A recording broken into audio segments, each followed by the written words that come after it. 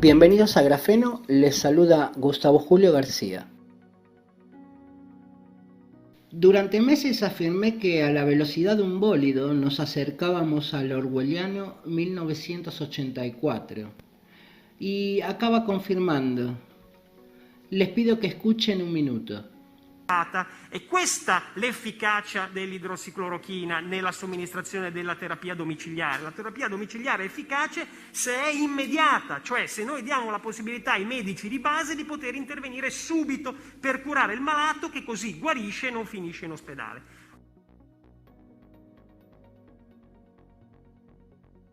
Perché insistiamo su questo farmaco? Io credo che nessun medico a priori, proprio per il lavoro che fa, sposi a prioristicamente uno o un altro farmaco.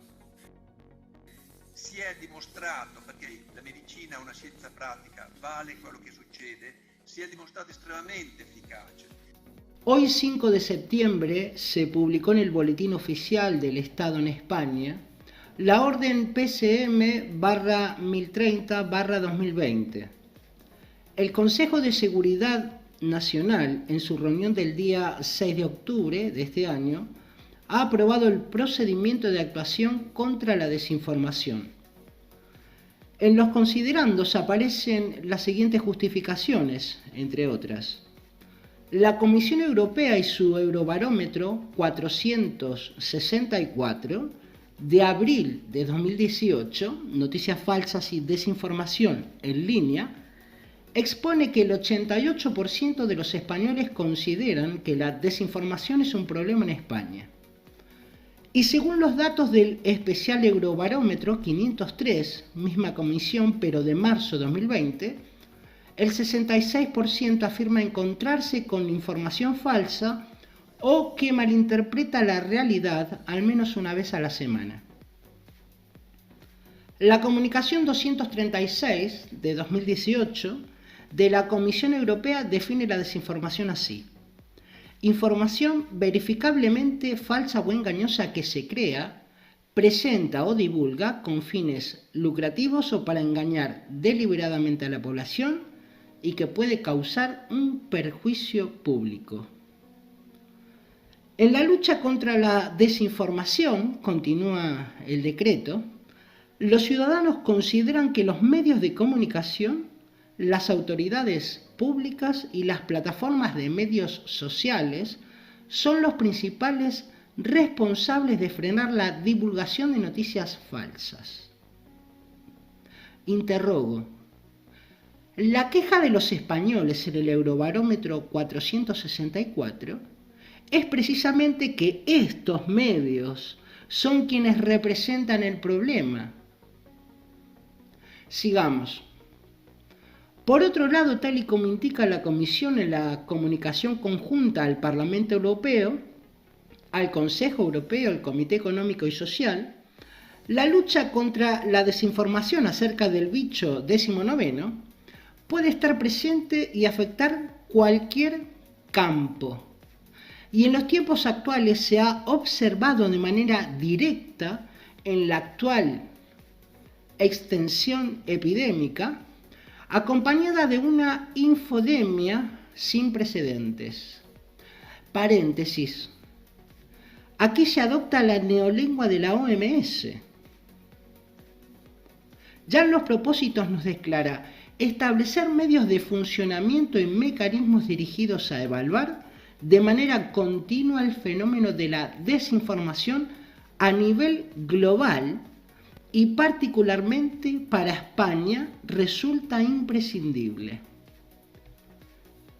Es decir, en base a esta ley, se van a meter en toda la hispanidad. Atención a esto.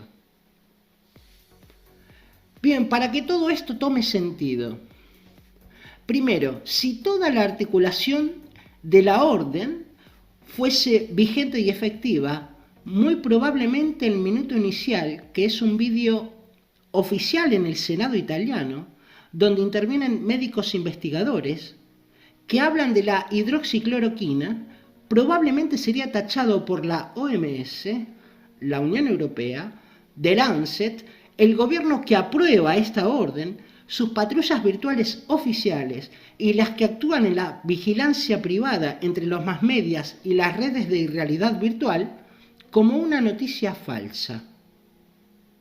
Tampoco es casual que se publique hoy, un día después de la elección en los Estados Unidos. Segundo, la victoria de Biden acelera el reset, la negación de la privacidad y la libertad. Y tercero, para los que me trataban de exagerado sobre la creación de ministerios orwellianos de la verdad y del amor, aquí les dejo esta cena. Entrada con mermas a la libertad de expresión. Primer plato de psicocapitalismo. Segundo, de cienciocracia. Postre legal de decretazos. Y para la digestión, licor de patrullas virtuales y café de esquizofrenia. Se los ofrezco a todos gratis.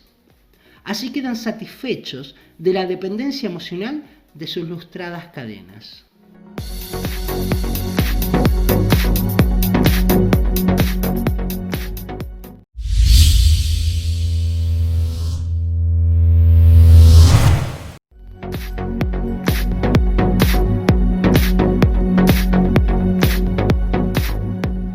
Bienvenidos a Grafeno, les saluda Gustavo Julio García. Boletín oficial del Estado del 16 de octubre, que emiten en la Casa de la Pantera Rosa. Resolución 900-2020 del Instituto Nacional de Asociativismo y Economía Social. El equipo que había formado Mario Cafiero, nombramientos que dependen de su sobrino Santiago, promueve el lenguaje inclusivo, pero además invoca normativa de la UNESCO, ONU y la Ley 26.485 que lleva la firma de Cristina Fernández. En pleno estado de alarma siguen ocupados en el sexo y la lengua. La resolución invoca a la RAE y declara no querer corromper el español. La redacción del BOE aún no se ha enterado que los argentinos hablamos castellano y con una hermosa variedad de acentos. Mediante ocultamiento legisla ciertamente, no para corromper, sino para destruir, y delata su estrategia a medio plazo. Imponer el uso de esta invención para luego obtener el reconocimiento de la RAE. Al pie de la resolución está la firma de este instituto y además un anexo de 5 carillas donde expone motivos y ejemplos para un manual de este lenguaje exclusivo de la burguesía fucsia arcoíris. Toma la Ley de Protección Integral contra la Violencia de la Mujer, artículo 2, inciso A. Atención a la trampa que metieron y usan las brigadas de la irracionalidad. Cito: la presente ley tiene por objetivo promover y garantizar la eliminación de la discriminación entre mujeres y varones en todos los órdenes de la vida. Este instituto justifica destruir la lengua y en vez de utilizar lo como artículos, propone le. Interrogo: ¿cómo es posible este nivel de estupidez en la función pública? Segundo, ¿quiénes son los ignorantes que han levantado la mano para aprobar esta aberración conceptual jurídica? Pues bastaba poner en favor de la igualdad y no eliminar la discriminación en todos los órdenes de la vida. Imagine si no discrimina un médico. Tendríamos al país entero en estado de coma. Vamos al anexo de la resolución. invoca a George Steiner, un franco-anglo-marxista, en esta frase con aire épico: lo que no se nombra no existe, lo cual es una soberana memez, por más doctorados que se tengan. Yo no nombro al bicho 19º, y por ello no deja de existir y se acabará la emergencia sanitaria. Se invoca a un investigador de la Academia Argentina de Letras, mientras la posición académica de esta agrupación es contraria al lenguaje exclusivo de la burguesía fucsia arcoíris. Cito el anexo. El lenguaje no es natural, sino que se construye y es una herramienta que participa en la distribución de poder en una sociedad.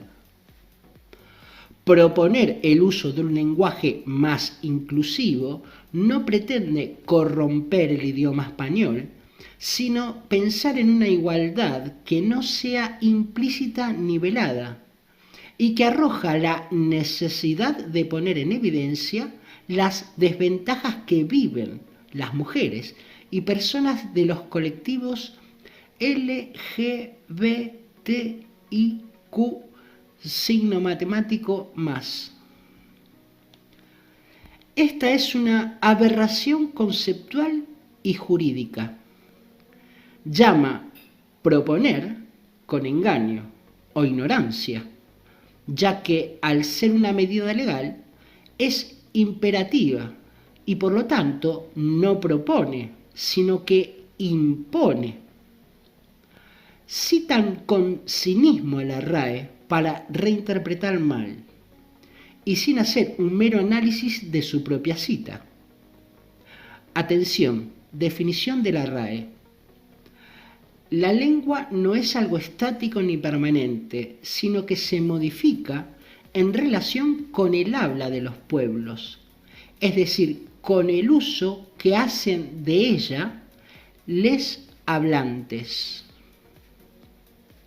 Primero, en el mismo anexo, en vez de poner los hablantes, introducen les, falseando lo afirmado por la Real Academia Española, lo cual, partiendo de un organismo oficial que depende del Poder Ejecutivo Nacional de un país como Argentina, es vergonzoso.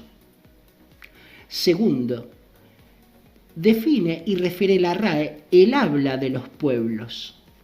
El sujeto de la oración es el pueblo. De ahí que cuando afirmo común unidad, no es una sutileza, sino un concepto, el pueblo, como unidad en marcha, y se constituye andando al compás de la natura. No es un autómata programable, no se construye ni deconstruye, como afirman las doctrinas de escritorio y decretos ideológicos de esta encubierta tiranía sucursal globocrática argentina.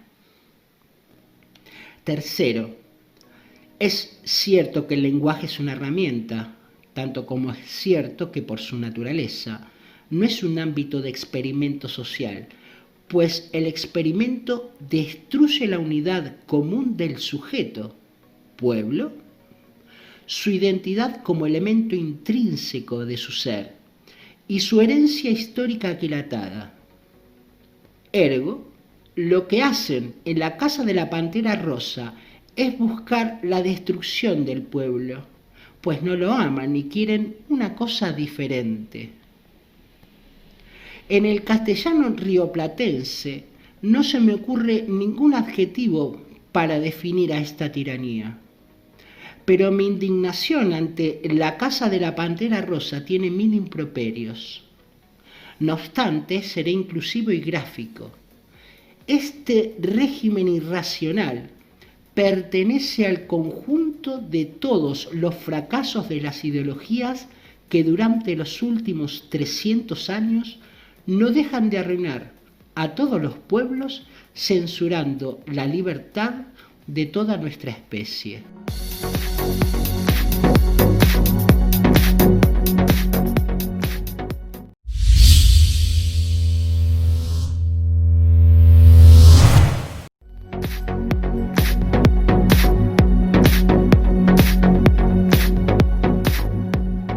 Bienvenidos a Grafeno, les saluda Gustavo Julio García. La peor noticia en el peor momento llega desde la tierra de McDonald's y Coca-Cola. La pugna electoral ha dado un veredicto en favor de la monarquía clintoniana. Si alguien era peor que Trump, es el oficialmente nuevo presidente de los Estados Unidos. Y con él se impone y acelera la agenda completa de la incivilización globocrática con una lección sin precedentes. Todas las manifestaciones no alineadas en diferentes idiomas, en geografías diversas y distantes, en los últimos 70 años sobre la democracia primermundista, tenían razón. La elección 2020 ha dejado al descubierto en los Estados Unidos el secuestro de su sistema de elección y leyes electorales. El interrogante de un mes atrás no era estético, sino muy concreto. ¿Quién cuenta los votos? Lo que pasó en Estados Unidos es una auténtica tragedia, y aunque Europa cuida más las apariencias, hoy se jacta y se rasga las vestiduras. Pero sus gracias sin demos parlamentarias son tal o peores, aunque barran debajo de la alfombra. Más pronto que tarde, la simulación quedará al descubierto. Es una muy mala noticia para la libertad, no obstante, celebrada por las brigadas fucsia arcoíris. La democracia misilística ha vuelto a la vigencia y con ella se cierne una tragedia postelectoral que sin duda sufrirá el pueblo norteamericano, pero también nosotros.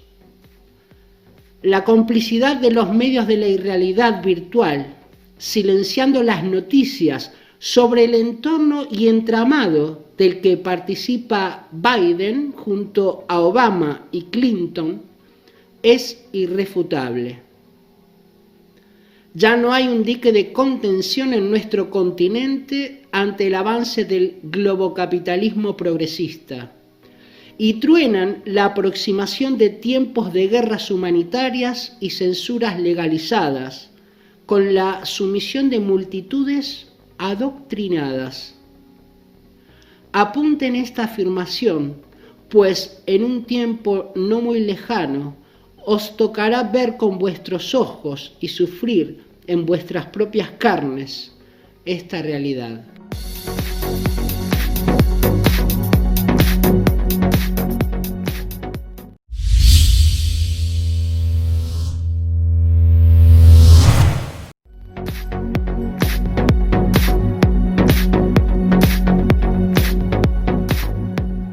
Bienvenidos a Grafeno, les saluda Gustavo Julio García. Recordarán las crisis de 1990, la crisis asiática, el efecto tequila, el efecto caipirinha y tango. Todo lleva el nombre del globocapitalismo. Y luego de la crisis declarada en 2008, avanza la segunda presidencia de Obama hacia 2012. China compra los títulos de la deuda norteamericana a cambio de acceder al mercado estadounidense con sus mercancías. Este es el paradigma continuo de la globalización que los demócratas encuentran a su crisis. La diferencia de costes entre el producto chino, en manos de un ejército de gente esclavizada, por salarios miserables, frente a la producción norteamericana, recae sobre el salario de estos. En 2008 el salario medio era de $2.400 y hacia 2015 cayó a 1.800, lo cual significa una pérdida de 1/3 del poder adquisitivo. Es decir, el trabajador padre de familia tiene un trabajo en su ciudad y lo pierde. Lo recupera ganando menos y por el exceso de movilidad de ese mercado laboral deambula de un estado a otro. O debe dejar de lado su especialización para ocupar el lugar de operario en los almacenes de Walmart o Amazon. En este contexto, Trump llega al poder. Y es evidente que no por casualidad, bajo el lema del American First, primero América. Trump invierte el paradigma progresista, fucsia arcoíris globocrático. Reflexionemos, ¿qué hace Trump? Piensa que el salario debe volver a aquellos $2.400 de 2009. ¿Y cómo se genera esa subida salarial? Primero, oponiendo al globocapitalismo el paradigma de la soberanía territorial y popular. Reduce las tasas impositivas de costes en las empresas locales y luego llama a retornar a las empresas norteamericanas deslocalizadas con un 14% de reducción de impuestos en el primer año. Por iniciativa de las empresas el salario vuelve a crecer, como la economía. Le abre una guerra comercial a China, trabando la circulación de mercancías ahí donde más le interesa.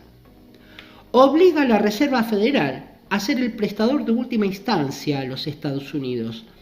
Es decir, lo que declara Trump es: la deuda es nuestra, la pagamos nosotros y no necesitamos a China. Esto fortalece a la clase media norteamericana. Y llegado febrero de 2020, Trump es virtualmente el presidente con mayor intención de voto hacia su reelección.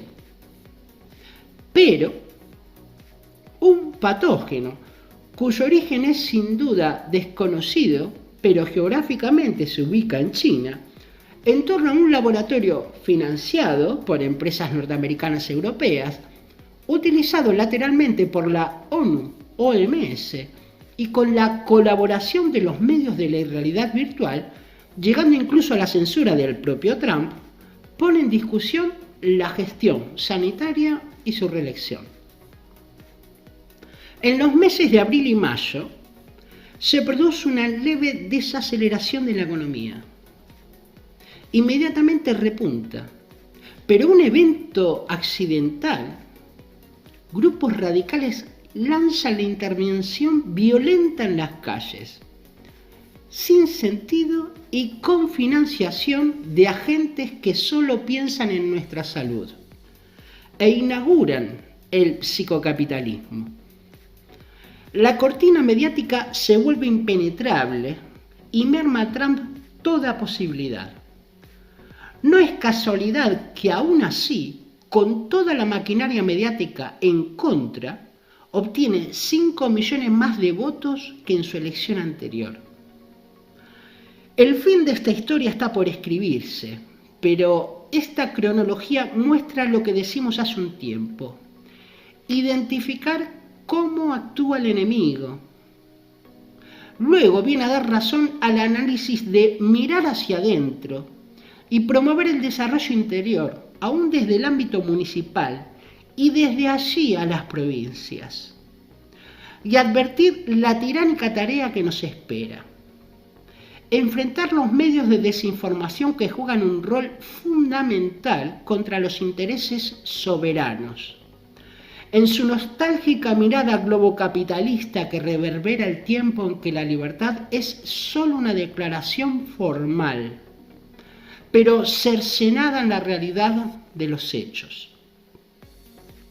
¿Acaso, me pregunto, si queda algún ingenuo que piensa que esta censura en cascada, país a país, es pura casualidad, o en realidad se está instalando una auténtica tiranía globocrática?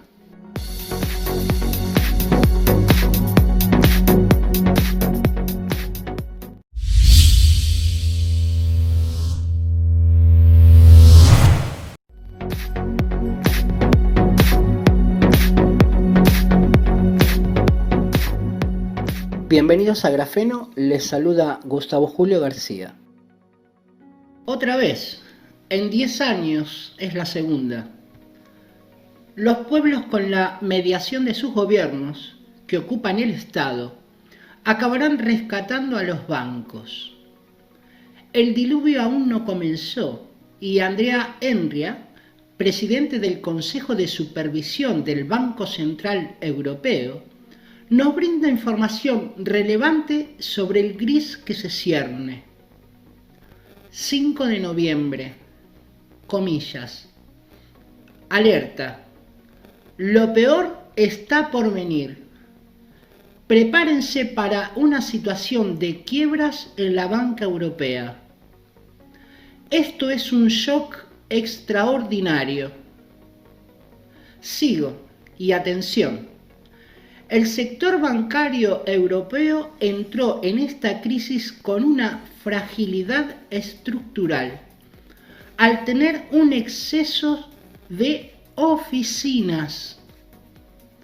El día 3 de noviembre adelantó la solución, comillas, una red de bancos malos para gestionar los impagos de 1,4 billones de euros que más o menos calcula su entidad. Cierro comillas. El expolio es total. Con la anuencia de los endebles líderes europeos o la lisa traición a sus pueblos, han dejado encadenado el futuro a la dependencia absoluta del psicocapitalismo y su globocracia fraudulenta. Además de la crisis sanitaria, la quiebra de todas las economías internas en franco crecimiento, ahora, además de endeudarse externamente, hay que rescatar a la banca. El escenario está así. Noticia del 30 de octubre en España. Clientes de un producto financiero, planes de pensiones, cumplidos los requisitos legales, se acercaron para hacer efectivos sus ahorros en la famosa Banca Global Santander y se encontraron con una negativa. Atención al motivo, pues si ya lo han escuchado mucho en todos los sectores que les proveen sus servicios personales, de aquí en más se hartarán de escucharlo. Y ni hablar si acaba el dinero físico. Ya se los había adelantado. El clic tendrá la misma incidencia. La excusa. Tenemos un problema informático que sufre la entidad desde el mes de septiembre. Una de las hipótesis que circula entre los analistas jurídicos financieros es que el problema es de liquidez. Y ante ello, como ocurrió en la crisis de 2008, los estados estirarán el tiempo de la banca para hacer efectivos sus pagos. Y en caso de una tormenta de juicios, al durar años, algunos de estos ahorros nunca se pagarán. Si esto es válido en el entorno de la Unión, nuestra hispanidad no está lejos de este escenario. La mayoría de la banca que actúa en nuestros mercados es europea. Fue privatizada en los años 90 y reducida la banca pública a su mínima expresión. Este último dato ayuda a dilucidar las afirmaciones del liberalismo más puro hoy presente en todas las pantallas de televisión, junto al progresismo fucsia arcoíris, donde además comparten el Parlamento, el Ministerio de Economía, las demás instituciones públicas y la Casa de la Pantera Rosa, que se define así como liberal progresista.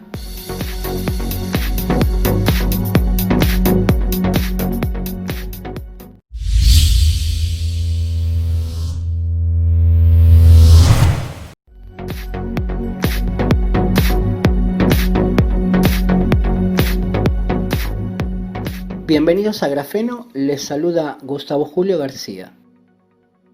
En los años 60, el adoctrinamiento partió de las universidades y se infiltró en la iglesia. Luego vino la guerrilla armada y los golpes de Estado.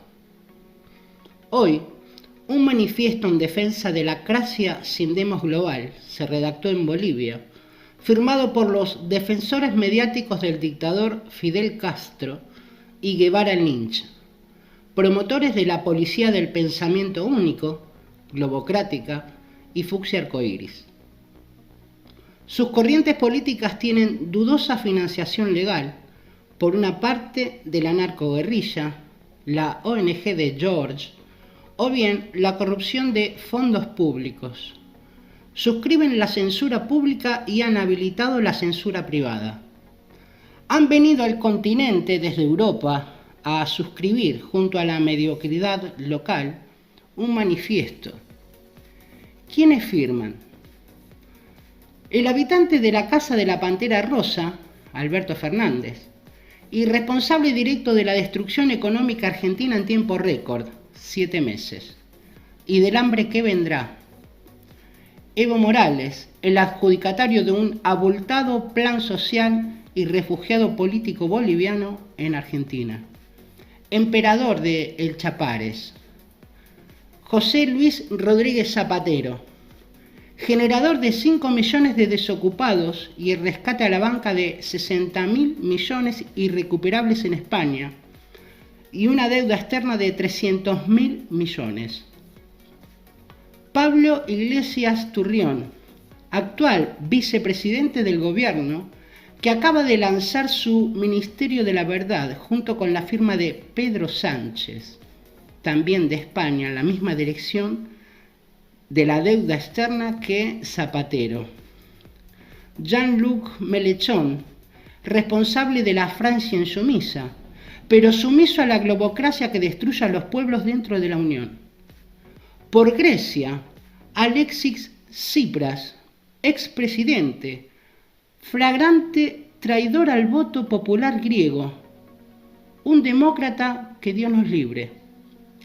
Por Chile, Daniel Jadue, candidato a la presidencia por el Partido Comunista.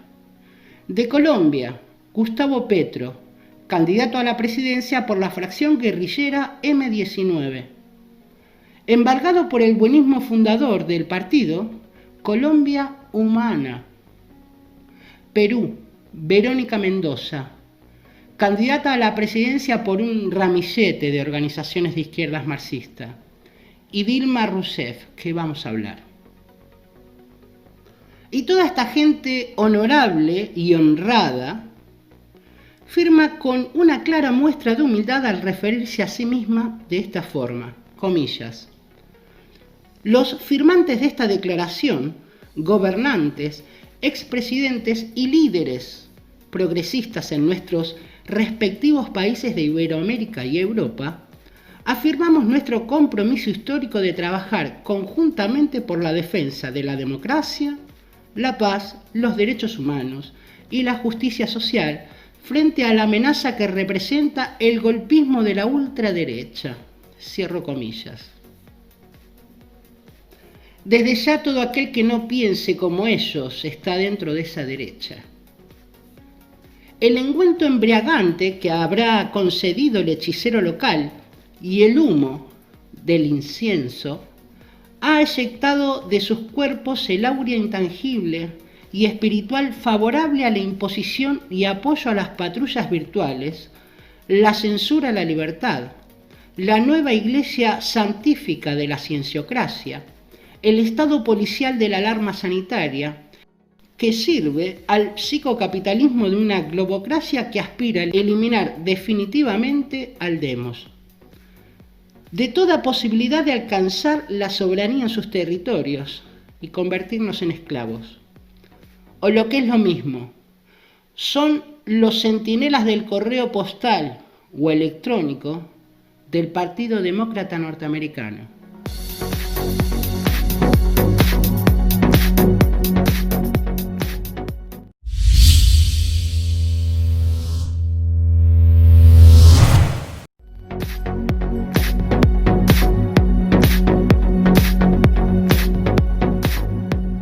Bienvenidos a Grafeno, les saluda Gustavo Julio García. El 70% de las empresas de la Unión Europea corren el riesgo de cerrar. Esta es una realidad ya reconocida dentro de este espacio.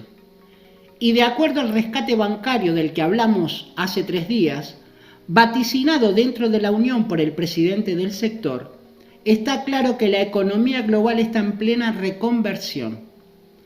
La alarma emergencial continúa a medio plazo. La única industria que crece está en Asia. ¿Quiénes consumen hoy en ese mercado? Los sectores públicos de todos los países del mundo con sus compras emergenciales vía financiación por deuda externa.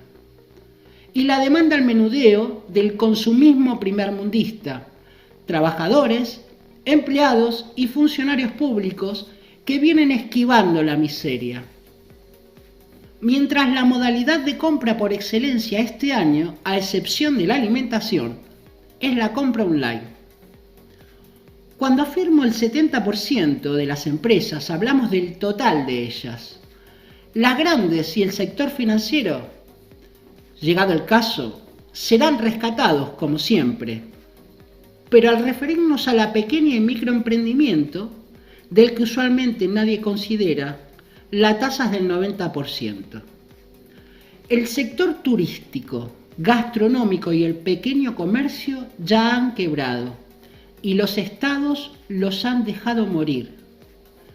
Quien no logra ver la reconversión y deslocalización de todos los sectores de la industria tiene la suficiente miopía del que no ve que entre las 3 a.m. y las 5 a.m. en alguna maceta florecen decenas de miles de votos en Detroit en favor de los globocráticos demócratas. Y lejos de cualquier valoración contra esta forma de psicocapitalismo, Trump era un muro a derribar por sostener la soberanía de los Estados Unidos y no querer convertir la Casa Blanca en la de la Pantera Rosa. Ahora queda saber cómo los restos de la industria europea y estadounidense acaban finalmente deslocalizadas. Interrogo, ¿cuál creen que es el rol de nuestros países iberoamericanos? No tenemos industria, no hay plan de desarrollo estratégico ni tecnológico, y solo se legisla el sexo y la lengua. Y el segundo interrogante, ¿cuál es la riqueza que podemos aportar para sobrevivir en un psicocapitalismo que ha convencido a tibios, cobardes, buenistas, imberbes y estúpidos de la necesidad de capitular la libertad en favor de una precaria sanidad de supervivencia? Lo primero que me viene en mente es la masa de recursos naturales y el agua que posee nuestro continente. Y respecto de lo segundo, o despertamos o nos pasan el tractor por encima. No olviden aquello que decía el presidente que siempre acertó. Ellos se están quedando sin materias primas. Ahora bien, esa es nuestra esperanza, pero también nuestro peligro. Porque la historia prueba que cuando los grandes y los fuertes han necesitado ambas cosas, salieron a buscarlas donde estén, por las buenas o por las malas.